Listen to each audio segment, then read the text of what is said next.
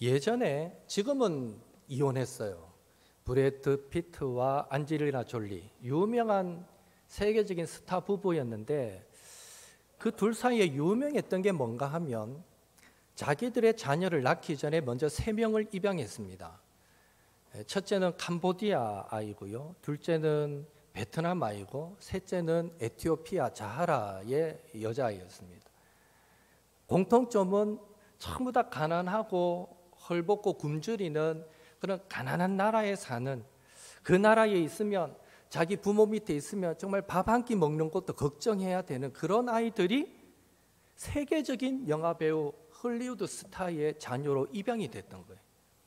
그때 기사들이, 세계적인 언론들이 막 기사를 쓸 때에 이야, 그 부부에게 입양된 그 아이들은 무슨 복이, 그런 복이 있노, 이런 기사들이 많이 실렸었어요. 그 이후에 이제 또 3명의 자녀를 직접 출산하기도 했습니다. 분명 자기 나라의 아이들, 자기 또래 아이들이 헐벗고 가난하고 굶주리는 것에 비하면 엄청난 축복이죠. 그 브래드 피트와 안젤리나 졸리에게 선택받았다라는 것은 정말 대단한 축복이었다라고 말할 수 있습니다. 그런데 사실은요, 저와 여러분도 그 이상의 축복을 받은 자들이다라고 말할 수 있습니다. 우리는 천지를 창조하시고 다스리시는 전능하신 하나님께 선택받은 하나님의 자녀들이기 때문입니다. 전 세계 81억 인구 가운데 예수님을 믿고 구원받은, 하나님께 선택받은 사람들이 얼마나 되겠습니까? 그런 의미에서 우리는 하나님의 선택을 받은, 축복받은 자녀들입니다. 오늘 본문이 이렇게 선택받은 자를, 하나님께 선택받은 자를 남은 자라는 말로 표현합니다. 남은 자. 27절 우리 같이 읽겠습니다. 또 이사야가 이스라엘에 관하여 외치되 이스라엘 자손들의 수가 비록 바다의 모래 같을지라도 남은 자만 구원을 받으리니. 하나님 앞에 이 남은 자라는 말은요, 결국 구원받은 백성이라는 의미이고, 구원받았을 뿐만 아니라 계속해서 하나님 앞에 지금 쓰임받고 있는 백성, 이런 의미가 됩니다. 이런 남은 자 사상은 사실 구약 시대부터 계속해서 이어져 오는 사상입니다. 여러분, 이런 표현 들어보셨잖아요. 여러분은 이 시대 가운데 남겨진 바알에게 무릎 꿇지 않은 7,000명입니다.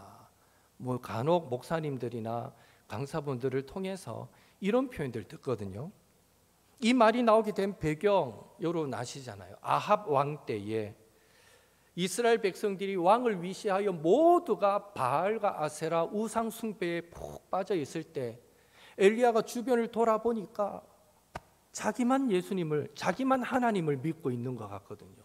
자기 외에는 모두가 다 우상 숭배에 빠져 있는 것 같거든요. 너무 외롭고 힘들어서 하나님께 불평하지 않습니까? 나만 홀로 남았습니다. 그랬을 때 하나님께서 들려주신 말씀이 바알에게 무릎 꿇지 않은 7,000명이 있다라는 말씀이었습니다. 바로 그 7,000이 남은 자이죠. 이스라엘 백성이 바벨론에서 포로 생활할 때도 마찬가지 아닙니까? 포로로 끌려갔고 거기서 자녀들이 태어나고 2세, 3세들이 태어나는데 포로 생활할 때 그 이방 문화에 쉽게 타협하고 세속에 물드는 자들도 있었습니다.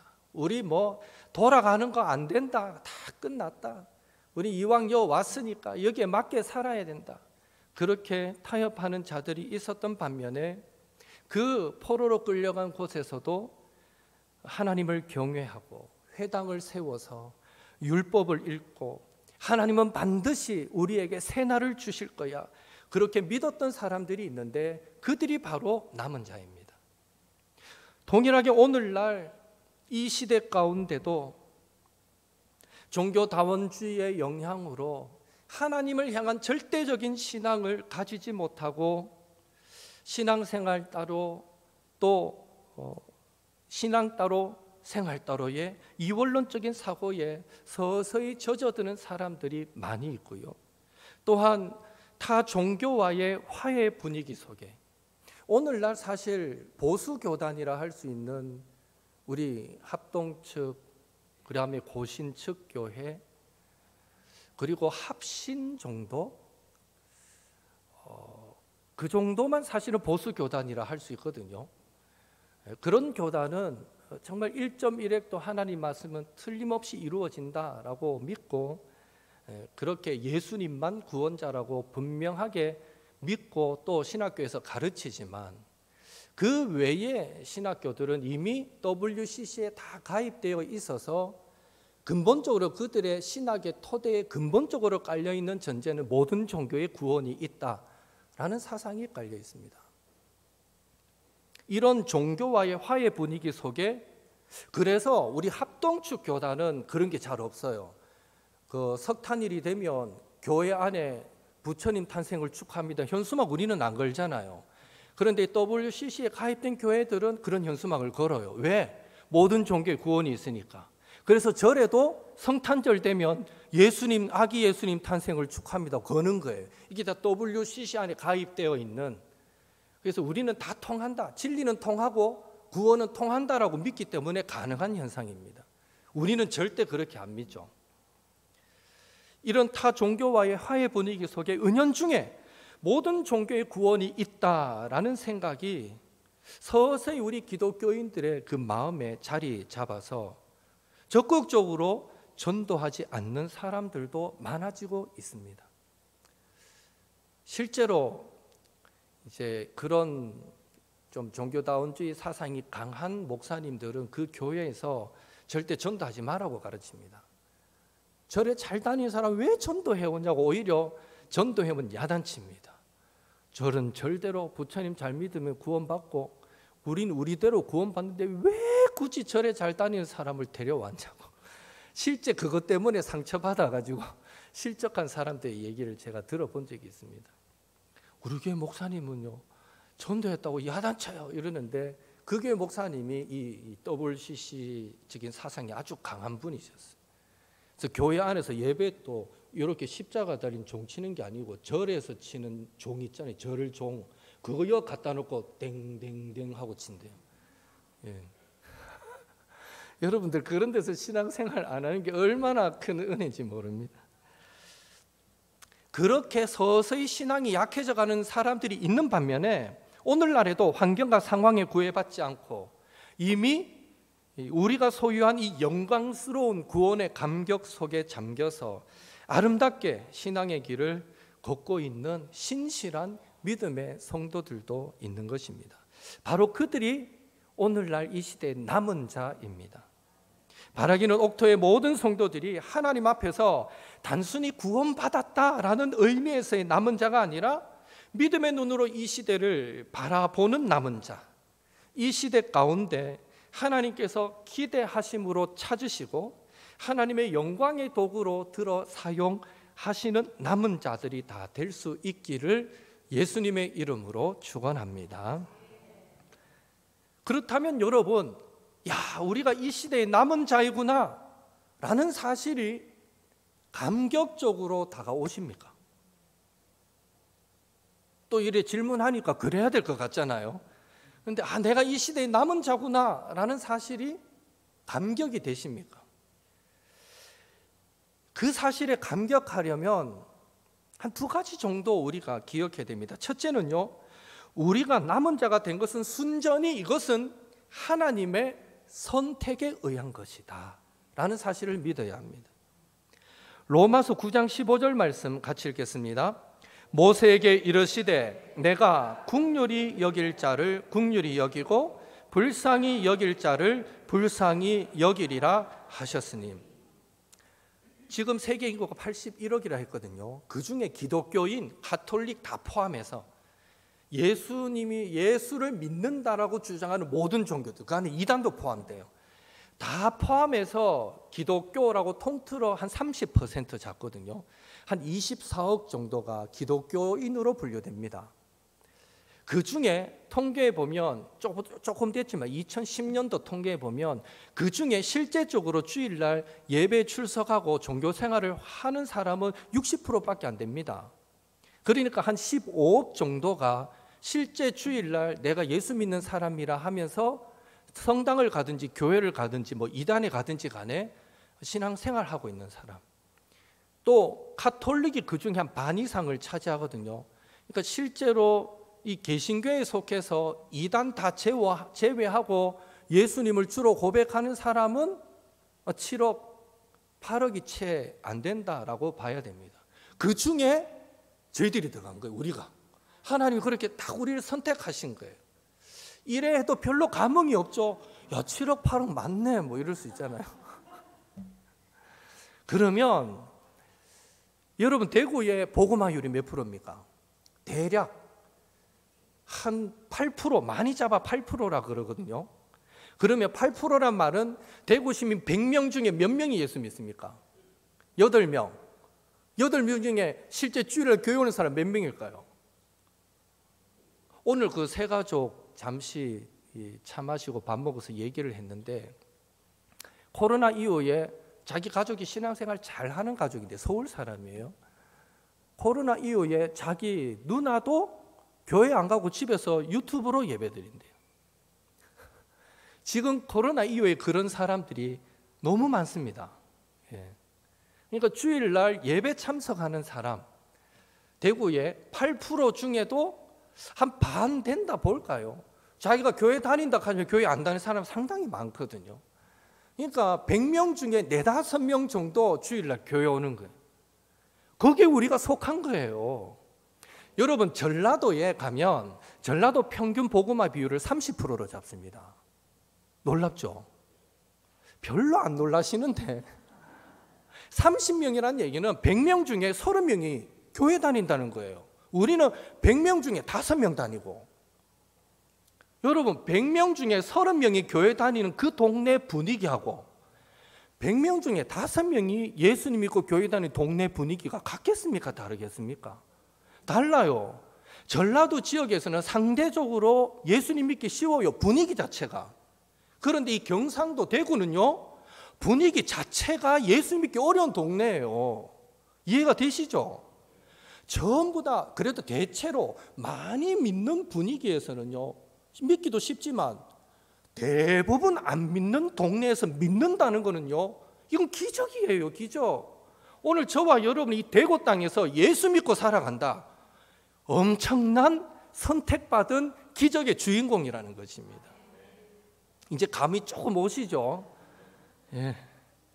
그런데 이렇게 우리를 선택한 것이 순전히 하나님의 뜻이었다는 거예요. 이게 얼마나 감사해요. 둘째, 우리를 남은 자 되게 하신, 예수 믿게 하신 하나님의 그 선택은요, 마지못해 이루어진 선택이 아니라 사랑의 선택이었다라는 것입니다. 우리를 사랑하시기 때문에 선택하신 거예요. 예수 믿도록. 이게 왜 우리가 오늘 예배드리고 여기 있는 게 왜 사랑의 선택이겠습니까?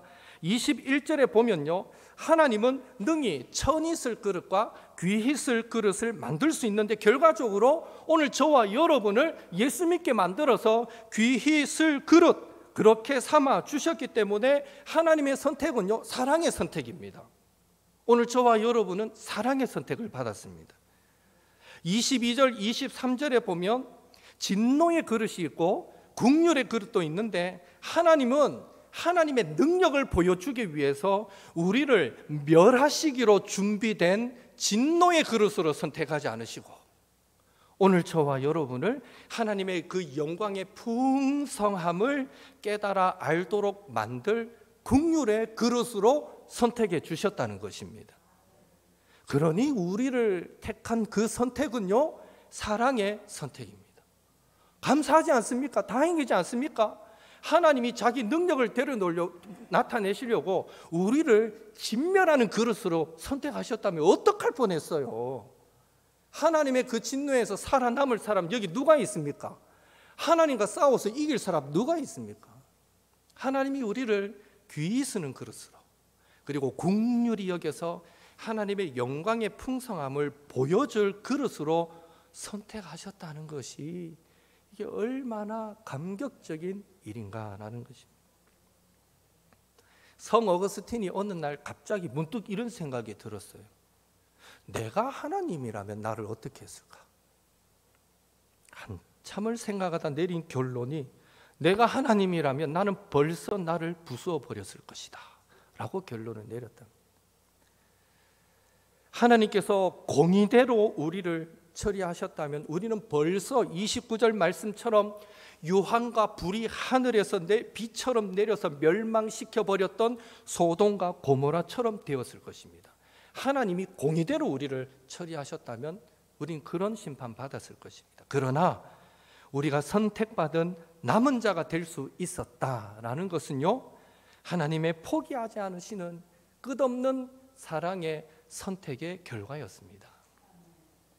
이제 우리가 해야 할 일은 무엇일까요? 33절 같이 읽겠습니다.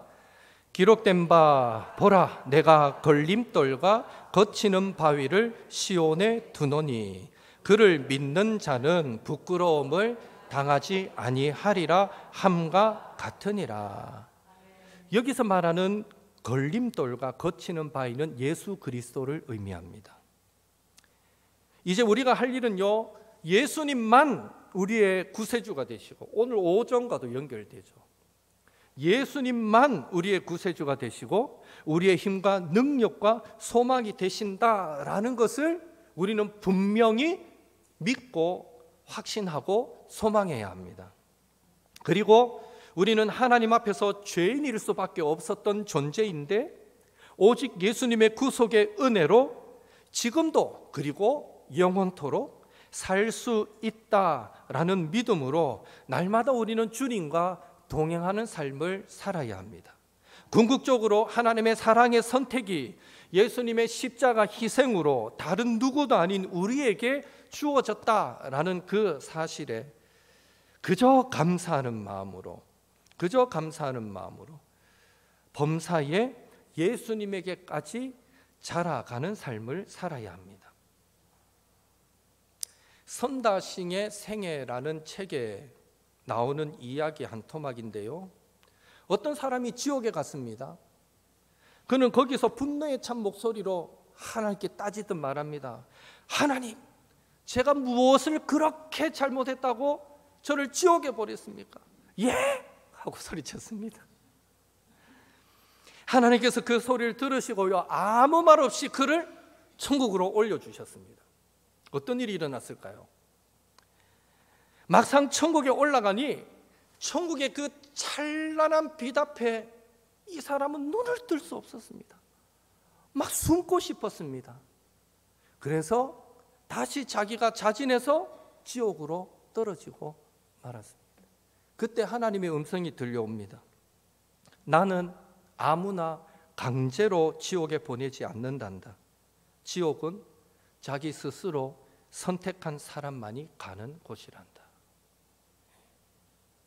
하나님의 사랑의 선택을 받았음에도 우리의 삶이 그리스도의 형상을 닮아가는 삶으로 자라가지 않는데도 우리의 마지막은 행복한 결말을 맺을 거야, 결코 우리의 마지막은 부끄럽지 않을 거야 라고 자신한다는 것 자체가 교만이다 라는 것을 잊지 말았으면 좋겠습니다. 죄 많은 우리들을 향해 하나님께서 사랑의 선택을 해주신 것을 그것을 두고 어떤 누구도 하나님께서 허물하시다라고 말할 수는 없습니다.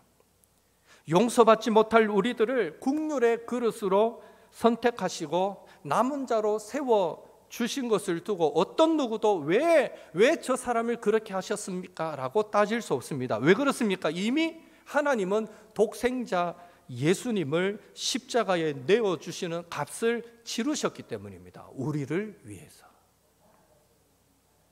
예, 맞죠, 권사님? 예, 우리를 위해서. 그런 의미에서 이 큰 은혜와 사랑을 받았기에 우리도 함부로 그래서 남을 정죄할 수 없는 거예요. 저 사람이 어떻게 예수 믿는다고 함부로 정죄 못해요. 그 사람을 위해서도 하나님은 예수님을 십자가에 못 박으셨어요. 나를 위해서도 동일한 사랑을 베푸셨지만, 그런 의미에서 이 큰 은혜와 사랑을 받았기에 우리의 삶도 은혜의 빚진 자의 삶의 모습이 되어야 합니다. 날마다 감사가 넘쳐나는 삶이 되어야 합니다. 남은 자로 세워주신 것은 하나님의 뜻을 이루기 위함임을 생각하면서 혼탁하고 죄악 가득한 이 땅을 향해 우리도 아브라함처럼, 모세처럼, 바울처럼 끊임없이 중보자의 삶을 살아가야 합니다. 우리가 어떤 사랑을 받았는가 항상 잊지 마시고 우리의 삶이 철저히 그리스도 예수를 닮아가는 삶이 될 수 있기를 바라고요. 궁극적으로는 찬란하게 빛나는 저 천국, 주님 앞에 설 때에 부끄럽지 않고 주님의 보좌 앞으로 담대히 나아가 착하고 충성된 종아 인정받고 칭찬받으시는 저와 여러분 다 될 수 있기를, 그런 남은 자의 삶을 살 수 있게 되기를 예수님의 이름으로 축원합니다.